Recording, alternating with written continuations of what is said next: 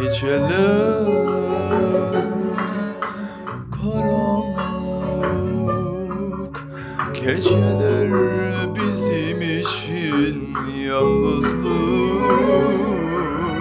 Seneler, seneler bitiyor, gel artık. Hayırsız umudum kalmadı, umudum bitiyor, dön artık. Hasretin büyüyor gönlümde, yalnızım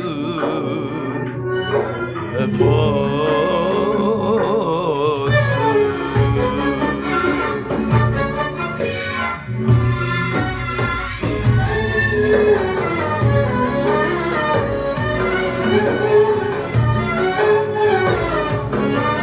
Sanadır yazdım bu şiir, sanadır söylediğim şarkım, sanadır bütün dualarım.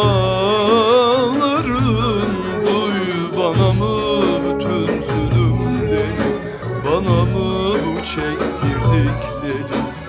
Yanıyorum, eriyorum sensiz.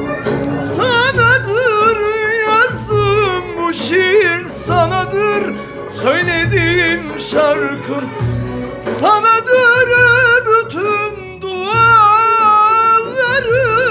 Duy bana mı bütün zulümlerin, bana mı bu çektirdiklerin?